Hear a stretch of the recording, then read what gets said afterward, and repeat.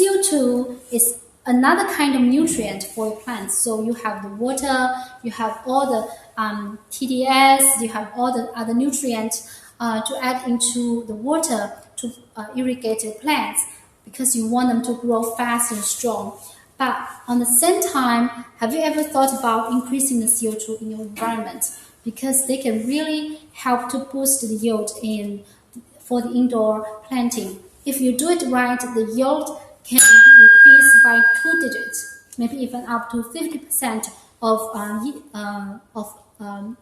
50% of increase in the yield. Okay, so we are going to talk about how our brand can help you with the enhancement of CO2 with our controllers and the generators. Okay.